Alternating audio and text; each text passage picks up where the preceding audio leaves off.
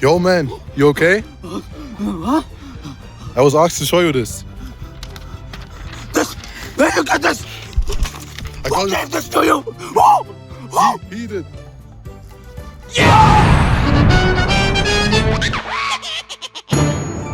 Rayman 3 was the first game I have ever beaten, and it is one of my favorite games of all time. I have played through most of the second one, but I never really got to completing it. And I've also tried out the Rayman Revolution version, the one on the PS2. That was my first exposure to the second game anyway. And I've also played the first Rayman, but only on my phone many years ago. I only played the first few levels and I got pretty bored. Now that some time has passed, I want to go back and actually finish this game. Released in the year 1995 for a whole bunch of consoles, published by Ubisoft back when they were good, Rayman was unveiled to the world, and it was a staggering success. The game was originally supposed to release on the SNES CD, which got scrapped since Nintendo cancelled the project, and they moved development to the Atari Jaguar of all things. What the fuck is this controller?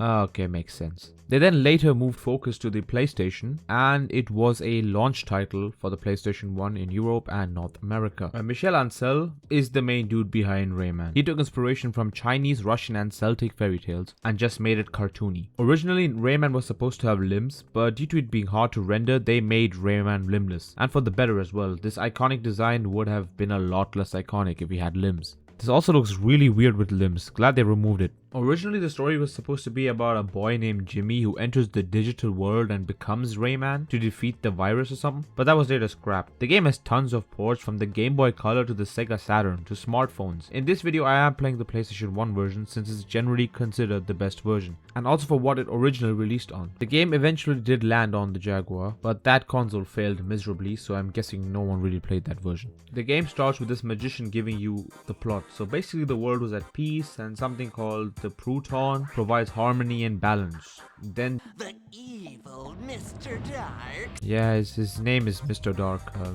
Really creative. He basically steals the Proton and beats Batilla the fairy. The Electoons then scatter all over the world because they lose their stability, and due to this, evil creatures and stuff appear and capture all the Electoons, and they need a hero. Then Rayman gives a thumbs up and we are off on our adventure. This game is unbelievably beautiful. The sprite work is amazing. All the characters look whimsical and beautiful. The animations are magnificent, and a lot of it was due to the fact that Michel Ancel and his team made the animations run at 60 Hz. Due to the power of the PlayStation 1, they could really show this with full capability. During this time, a lot of developers made the switch to 3D. Boy, Mustache Man, your worst nightmare has arrived. Pack up your stuff. I got a little surprise for you here. Check it out. What do you think about that? We got real-time, 3D, lush organic environments. But the ones who stayed in the 2D space created some of the most beautiful games, and Rayman was no exception. A lot of the style is akin to old Disney cartoons, the way Rayman charges his punches or glides with his hair, or even his idle animations, which look really cool and cute. The colors and the art style in general is also very jaw-dropping, working with the atmosphere the game is trying to portray.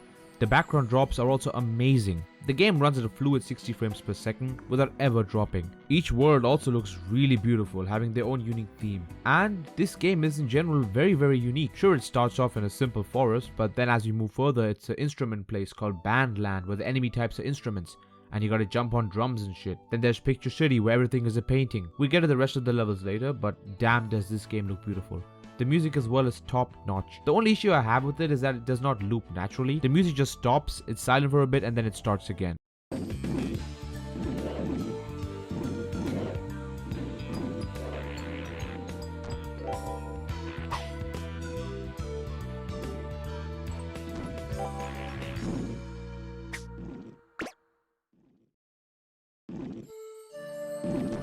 But damn is it amazing. Rayman also looks amazing. Like I mentioned before, the animation for him is great. The way the hair flows and the way he runs, it looks ripped out of a cartoon. Also, the loading screen for each world looks really good and is filled with character. Rayman also does his really cute dance after beating a boss, and the level select screen is really nice since we are looking through Mr. Dark's perspective. The core gameplay of Rayman is fairly simple. Just like all platformers, you can walk left or right and jump, also stick out your tongue and crawl. As you go on further in the game, you unlock abilities that Batilla the fairy gives you. Stuff like being able to punch, and since Rayman does not have limbs, he literally throws his punches. The longer Rayman charges the punch, the further it goes. You later gain the ability to grab ledges and the ability to grab purple lumps, which can be used to swing around like Spider-Man. Later, the most iconic ability of Rayman, the helicopter hair, gives Rayman the ability to glide for a few seconds. And the final main ability, the ability to run. In general, Rayman controls great. The controls are snappy and really good. The combat in this game is really non-existent and there is no need for it anyway.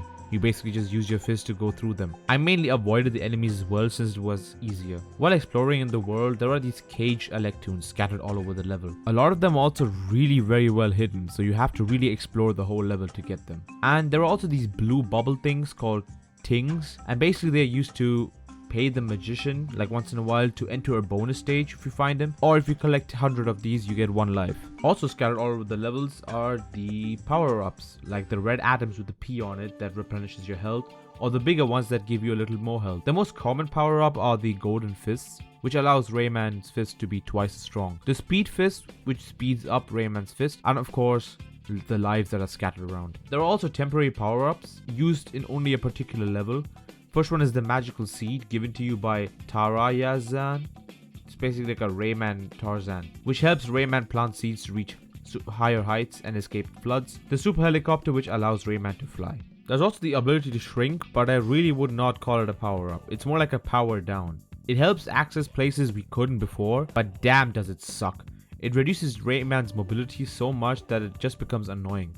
There are also these plums that can be used to get past areas like water or used on enemies' heads to jump on them.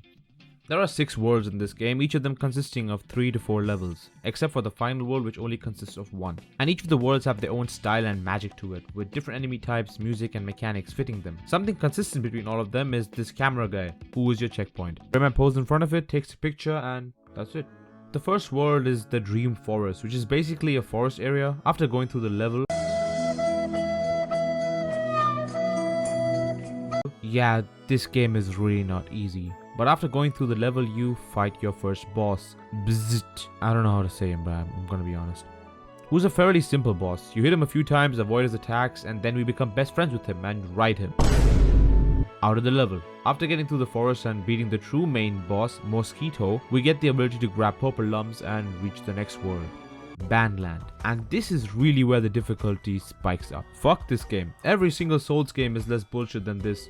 They expect you to do the most insane precision jumps ever. For example, look at this fucking segment. They expect you to get on top while being on slippery platforms while fucking trumpets are blowing you, and the platforms get smaller the higher you get. The really bad things that the camera is really ass and you can't see half the things you're jumping on, so it's really fucking difficult for a platformer of this difficulty to have a camera where you can't even see the next platform you're jumping to. Generally just horrible for a platform with this amount of difficulty. Fuck. In general, the amount of bullshit in this game is actually insane. And the worst part is, this game has a fucking life system. You start out with 4 lives and 3 bars of health. If they all go down, you lose a life. Then you start at the last checkpoint, and if you lose all of your lives, you gotta use a continue to get another 4 lives. But you only have a certain amount of continues, and if they all run out, you get booted back to the main menu. And if you do not save, it is all gone. I said fuck it and used the 99 lives cheat, which did not make the game any easier, because this game is still bullshit, but it definitely made it a lot better since I don't have to boot all the way from the main menu back into the game when I die. And some of these jumps, they are really bad. Look at this!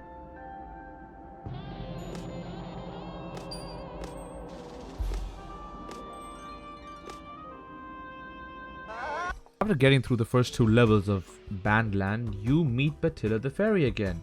Oh hi Batilla. Things are not going to get easier for you, Rayman. Anyways, that's when you get the helicopter hair. And she's right. Bandland looks incredible. Since all the enemies and stuff are instruments, and it obviously fits the theme because it's called Bandland. Like I said before, the visuals are great. After getting through Bandland, we face Mr. Sax, who you guessed it is a walking saxophone. The boss fight is you gotta hit the bad notes he spits out back at him. The boss fight is in and of itself pretty simple, but it is hard. After getting through him, we make our way to the next world, the Blue Mountains. So you know the gist by now. You get through all the bullshit. I love the game doesn't tell you have to cut this rope with your hair. It's really nice when I died 5 times without knowing you can do that. Then we face the next boss. Wait, what's his name?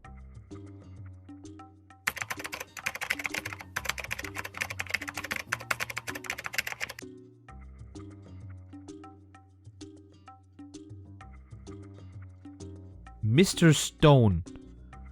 really creative with the names, guys. Like all the fights in this game, it's fairly simple. You have to dodge his attacks, jump high enough on a rock, and hit this big ass rock to damage him. After beating him, we meet Batilla again. Things are going to get really wild from now on, Rayman.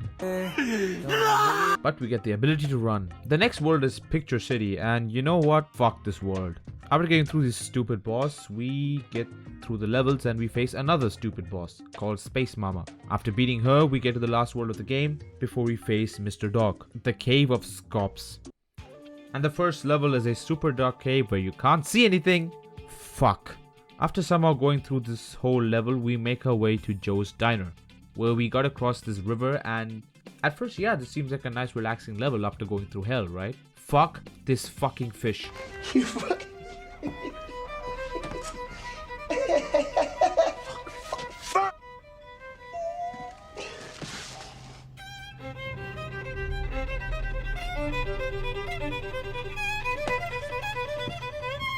Okay, we're finally done with everything. Now to face Scops. Yeah, fuck this guy. After finally beating the boss, Batilla gets kidnapped by Mr. Dark and we are ready to face Mr. Dark. After going through all this turmoil and all this garbage, I can finally have my revenge.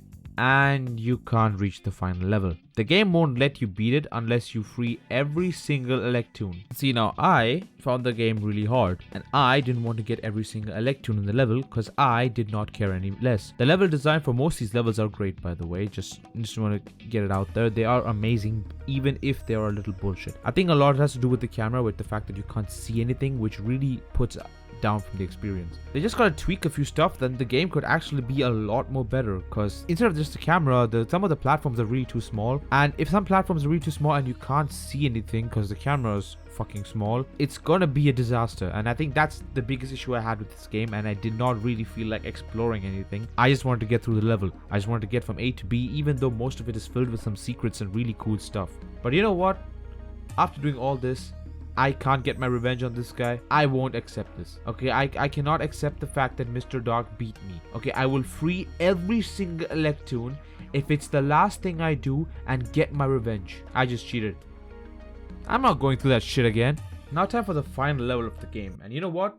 This is the best level of the game. It tests your skills. There is very little of all the bullshit in this level. Mr. Dark's Dare is a really good level. And it starts out with a simple platforming challenge, but with Dark Rayman following you. He does basically every single action you do, and if he touches you, you die. The next challenge is a series of basic platforming again, but this time your controls are inverted. It did get some getting used to, but it was fun and a fairly decent challenge. During the end of this segment, you can't stop running. I can't stop, I can't stop, I can't stop. And you have to go through another short platforming challenge before you face Mr. Dark. The first phase is fairly simple, it's just avoiding all his attacks. And the second phase, he brings out amalgamations of all the previous bosses, mixing them together. For the most part, it was a fun fight. And then after all that, turmoil and everything, the credits just roll. That's it? My reward are some shitty firecrackers and the credits, no costume, no reward, nothing. Just a shitty ass render. I wouldn't mind if the game wasn't hard or anything, but the game is fucking hard and I wanted to get a reward at the end, not just this. At least it's better than Highlight. At least we get credits in the end. That game, if you just beat it, you just get a congratulations.